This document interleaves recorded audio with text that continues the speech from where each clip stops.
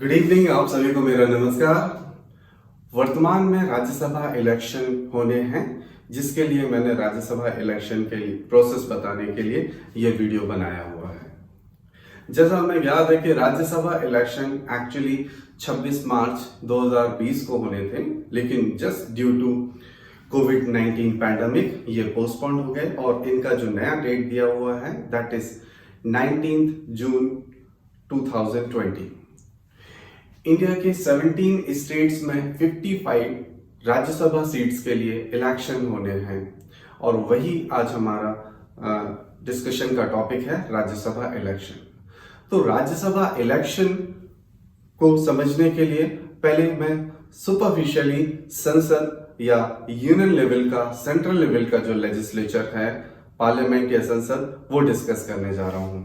तो एक बार देख लीजिए कि हमारा जो सेंट्रल लेवल का लेजिस्लेचर है वो दैट इज बायकैमरल, द्विसदनात्मक है। Two house legislation you can say. First it is Lok Sabha, second it is Rajya Sabha. Where the question of how many organs in the parliament, संसद के अंग कितने होते हैं? तो there are 3 organs, Lok Sabha, Rajya Sabha and the president. But houses there are 2, Lok Sabha and Rajya Sabha. संसद के अंग 3 होंगे, लोकसभा, राज्यसभा तथा राष्ट्रपति, लेकिन उसके सदन 2 ही होंगे, लोकसभा और Rajya Sabha. Lok Sabha lower house, it is called lower house, निम्न सदन, और ये परमानेंट नहीं रहता है, ये डिसॉल्व हो जाता है, ये भंग हो जाता है। While come to the Rajya Sabha, it is called upper house, it never dissolves, that is why it is called permanent house. यह स्थायी सदन होता है, it is upper house as well, उच्च सदन बोलते हैं।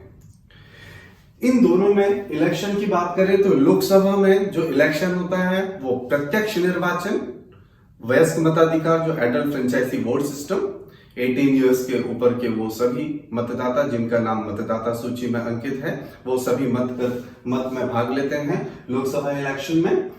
और राज्यसभा का इलेक्शन होता है वो इनडायरेक्ट इलेक्शन। तो भारत में इनडायरेक्ट इलेक्शन आप देखोगे तो राष्ट्रपति president election, vice president election, Rajya Sabha election and legislative council election. राष्ट्रपति का चुनाव, उपराष्ट्रपति का चुनाव, राज्यसभा के सदस्यों का और विधान परिषद के सदस्यों का चुनाव भारत में अप्रत्यक्ष विधि से होता है। With the question of name of the method of indirect election, it is ratio wise single transferable vote system. It is the name of indirect election, ratio wise single transferable vote system. Hindi में अनुपातिक प्रतिनिधित्व की एकल संक्रमणीय मत पद्धति। ये विधि क्या है? आई लेट यू नो, मैं आपको समझाता हूं। पहले आप कुछ चीज आप समझ लीजिएगा राज्यसभा के लिए। तो राज्यसभा ये 1952 में फॉर्म हुई थी और इसमें एज पर द कॉन्स्टिट्यूशन इसमें मैक्सिमम 250 मेंबर्स हो सकते हैं। Out of these 238 are elected. इनका निर्वाचन होता है 238 का इनडायरेक्ट मेथड से, ratio wise single transferable vote system से इनका इलेक्शन होगा। And 12 are nominated by the president, और 12 सदस्य हैं जो उनका मनोनयन राष्ट्रपति करता है। These 12 members are specialist of 4 fields, that is art, literature, science and social service. ये जो 12 सदस्य हैं ये 4 क्षेत्र, कला, विज्ञान, साहित्य और समाज सेवा के विशेषज्ञ होते हैं। ये 250 सीट्स का प्रोविजन है संविधान में, बट प्रेजेंटली जो सीट्स हैं वो 245 है। तो 245 में 12 तो नॉमिनेटेड होते हैं, तो इलेक्शन कितने का होगा? 233 सीट्स का इलेक्शन होगा। ये इलेक्शन किस विधि से होगा? यही हमारा आज का टॉपिक, जो डिस्कशन, इस टॉपिक के डिस्कशन का पॉइंट है और वो हम डिस्कस करने जा रहे हैं। पहले आप देख लीजिए कि ये जो राज्यसभा के का मैं बता दूं, पहले राज्यसभा का जो टेन्योर रहता है वो परमानेंट होता है, लेकिन राज्यसभा के सदस्यों के टेन्योर की बात की जाएगी तो it would be of 6 years. Rajya Sabha के सदस्यों का कार्यकाल 6 वर्ष का होता है और इसमें सभी मेंबर्स का इलेक्शन एक साथ नहीं करवाया। टोटल मेंबर का 1/3 पार्ट करके इलेक्शन, फिर बाकी 1/3 का 2 साल बाद इलेक्शन, बाकी 1/3 का 2 साल बाद इलेक्शन। तो ऐसा होता है कि जैसे ही पहले वाले जो 1/3 मेंबर्स थे उनका 6 साल कंप्लीट होता है तो उनके इलेक्शन होते हैं। 2 साल बाद जो सेकंड 1/3 मेंबर्स थे उनका टेन्योर कंप्लीट होगा, उनका इलेक्शन होगा। और तीसरी बार जो तीसरे नंबर पे 1/3 मेंबर्स थे 2 साल बाद उनका इलेक्शन होगा। तो व्हाट हैपेंस प्रेजेंटली कि हर 2 साल में अराउंड यू कैन से अप्रॉक्स 1/3 मेंबर्स की सीट वैकेंट हो जाती है राज्यसभा में, इसलिए राज्यसभा के इलेक्शन हर 2 साल में होते हैं। 2018 में 58 सीटों के इलेक्शन 58 सीट्स में राज्यसभा के इलेक्शंस हुए थे और प्रेजेंटली 2020 में 18 के 2 साल बाद 2020 इसमें 55 सीट्स में इलेक्शन होने हैं। तो again I repeat, the tenure of Rajya Sabha members is 6 year and every second year 1/3 members get retired और जो रिटायर्ड होते हैं उनका फिर से इलेक्शन, उनका उन सीट्स पे फिर से इलेक्शन होगा। Got it or not? जैसा हमने डिस्कस किया है कि 19 जून 2020 को राज्यसभा की 55 सीट्स के लिए 17 डिफरेंट स्टेट्स में इलेक्शंस होने हैं। इलेक्शंस में कैंडिडेट के लिए मिनिमम एज का क्राइटेरिया 30 इयर्स का है। ये जो राज्यसभा की सीट्स का एलोकेशन डिफरेंट स्टेट्स में है वो एज पर पॉपुलेशन है, इसलिए सबसे ज्यादा आपको राज्यसभा सीट्स यूपी में मिलेंगी क्योंकि UP is the you can say as per population largest state है 33। वही राजस्थान में टोटल 10 है, गुजरात में 11 में, महाराष्ट्र में 19 है। तो as per population number of seats divide की गई है। इन जो सीट्स डिवाइड की गई हैं उनमें से वैकेंट कितनी सीट रहती हैं ये डिपेंड करता है इस पर्टिकुलर। तो 2020 में मैंने कुछ डाटा लिखा है। यूपी की 31 सीट्स में से 1 सीट वैकेंट है, राजस्थान की 10 सीट्स में से 3 सीट्स वैकेंट है, गुजरात की 11 में से 4, महाराष्ट्र की 19 में से 7 वैकेंट। ये वैकेंट सीट्स हैं। तो ऐसे टोटल मिला के ये 55 सीट्स हो जाएंगी और ये अपन लोग देखेंगे तो ये 245 सीट्स होंगी। 245 में से अभी 2020 में 55 सीट्स के लिए इलेक्शन होना है। तो इसके लिए एक फॉर्मूला है। पहले तो आप ये समझ लीजिए कि राज्यसभा पर्टिकुलर हर स्टेट्स में उसकी सीट्स डिवाइड की गई हैं। तो राज्यसभा कैंडिडेट के लिए जो वोटर्स रहते हैं वो उस स्टेट के एमएलएज या विधायक होते हैं, निर्वाचित elected MLAs. For an example, Madhya Pradesh की राज्यसभा सीट्स के इलेक्शन के लिए जो वोटर्स होंगे वो मध्य प्रदेश के एमएलएज या विधायक होंगे। सेम यूपी के राज्यसभा सीट्स के लिए यूपी के विधायक वोटर्स होंगे, राजस्थान के लिए राजस्थान के विधायक वोटर्स होंगे, सेम गुजरात और महाराष्ट्र में होंगे। इस इलेक्शन में, राज्यसभा इलेक्शन में एक फॉर्मूला है, वो आप अच्छे से समझ लीजिए और उस फॉर्मूले को बाद में भी मैं थोड़ा सा एक्सप्लेन करूंगा। पहले ये फॉर्मूला समझिए। जैसे किसी भी एक पर्टिकुलर स्टेट के लिए ले रहे हैं आप, अभी कोई भी एक स्टेट ले लीजिए, उस स्टेट में टोटल एमएलए जो रहेंगे उसमें टोटल वैकेंट सीट, राज्यसभा की जितनी वैकेंट सीट है उससे उसमें एक ऐड कर देंगे और डिवीजन कर देंगे। टोटल एमएलए में टोटल वैकेंट राज्यसभा की वैकेंट सीट प्लस 1 से डिवाइड कर देंगे। जो भी एक इंटीजर पार्ट आएगा, जैसे 37.1 हो गया तो 37 ले लेंगे, उस इंटीजर पार्ट में एक ऐड कर लेंगे। तो ये जो है ये मिनिमम नंबर ऑफ एमएलए हो जाएंगे जो एक राज्यसभा कैंडिडेट को जीतने के लिए चाहिए होंगे। मिनिमम नंबर ऑफ एमएलए के वोट्स हो जाएंगे जो कि एक राज्यसभा को जीतने के लिए चाहिए होंगे। इससे ज्यादा में तो जीत ही जाएगा, इसमें भी जीत जाएगा, इससे कम में नहीं जीत पाएगा। फर्स्ट ऑफ ऑल मैंने यही समझाने के लिए राजस्थान की का एग्जाम्पल लिया है, आप समझिएगा। सॉरी, महाराष्ट्र का एग्जाम्पल लिया हुआ। तो महाराष्ट्र में टोटल नंबर ऑफ एमएलए जो है दैट आर 288। टोटल सीट्स जो है महाराष्ट्र में विधानसभा की, लेजिस्लेटिव असेंबली की 288 है। और at present number of vacant seat total तो 19 है, but what I have told you कि नंबर ऑफ वेकेंट सीट 7 है, तो 288 में 7 वेकेंट सीट में एक ऐड करके डिवाइड कर देंगे। जो डिवीजन आया दैट इज व्हाट 8 8 3 24 एंड 8 6 48, तो 36 प्लस 1 37, तो 37 नंबर ऑफ एमएलए वोट्स हैं जो कि एक विनिंग कैंडिडेट को चाहिए होंगे।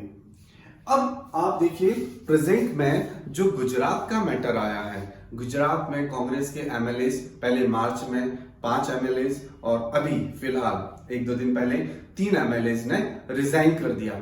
इसका कहीं ना कहीं रिलेशन राज्यसभा इलेक्शन से है। कैसे इलेक्शन से है मैं आपको समझाता हूं। यहीं पे महाराष्ट्र की जगह हम गुजरात का एग्जाम्पल ले लेते हैं। तो गुजरात में नंबर ऑफ टोटल एमएलए कितने हैं 180, तो इसमें आप रखते हैं total MLA 180 divided by vacant seat कितनी है 11 में से 4 सीट्स वैकेंट है, तो 4 प्लस 1 और जो भी फिगर आएगा उसमें भी प्लस 1 कर देंगे, तो 180 डिवाइडेड बाय 5 प्लस 1, 5 से डिवाइड करो, 5 3 5 6 प्लस 1, इट इज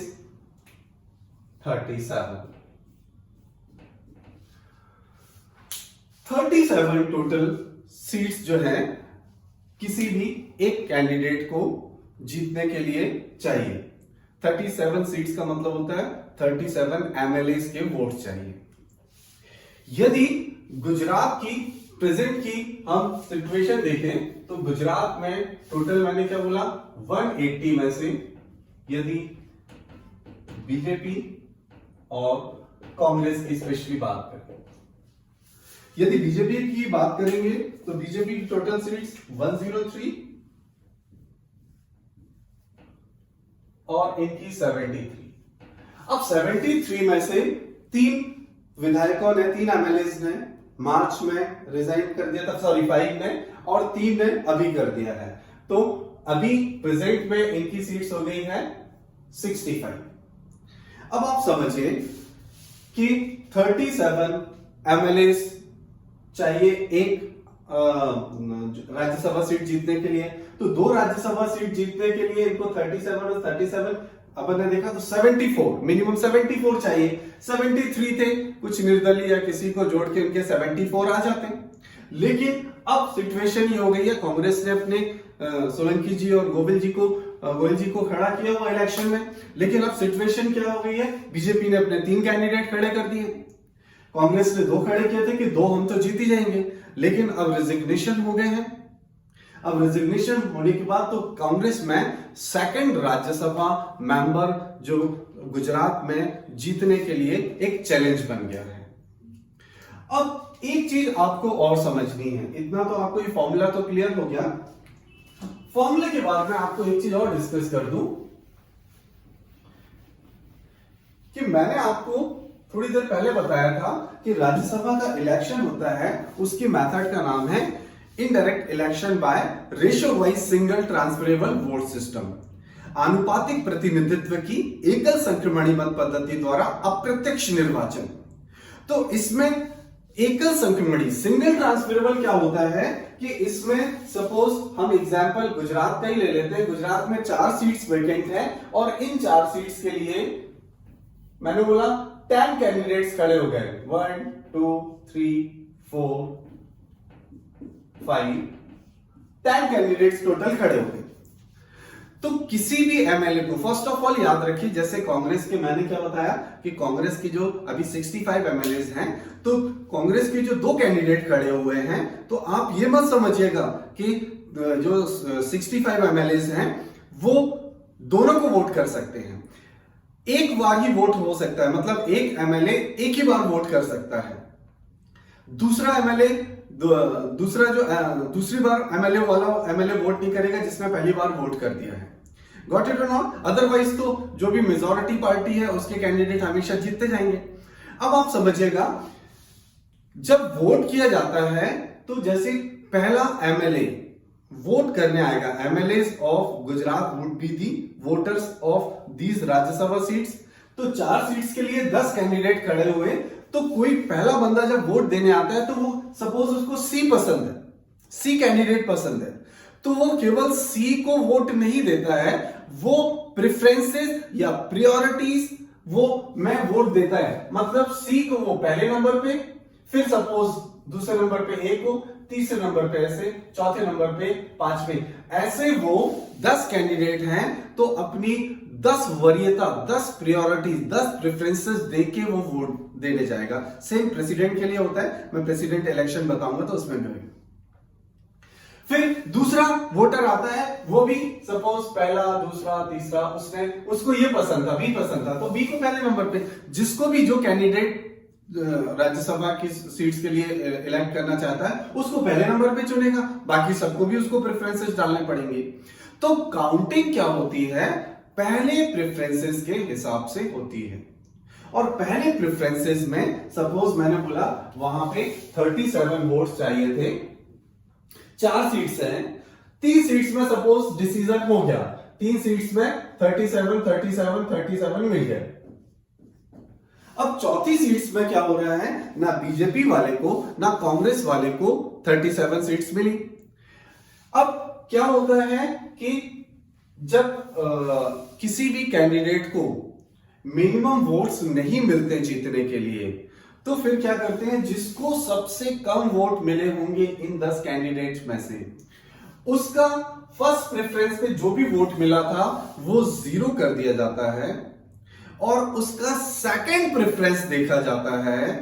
उस सेकंड प्रेफरेंस में बट ऑब्वियस है कि उस कैंडिडेट को पहले प्रेफरेंस में जितने भी वोट मिले, सपोज उसको 10 वोट्स मिले थे और ये सबसे कम है, सपोज एग्जांपल ले लिया, इसको 10 वोट्स मिले थे और ये इन 10 में सबसे कम है, तो ये 10 वोट्स लोगों ने इनको पहले प्रेफरेंस में दिए थे, तो ये 10 वोट्स अलग कर दिए जाते हैं, और इन 10 वोट्स में जो सेकंड प्रेफरेंसेस पे जो अदर्स को वोट दिए होंगे उसी रेशो में ये डिस्ट्रीब्यूट हो जाते हैं। तो सपोज किसी एक कैंडिडेट को 35 वोट्स मिले थे, इन 10 में से 2 वोट्स इसको मिल गए, इसको भी 37 मिल गए और वो इलेक्शन जीत गया। This is called basically single transferable vote system.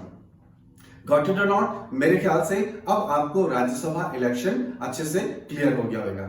Thank you very much. जय हिंद।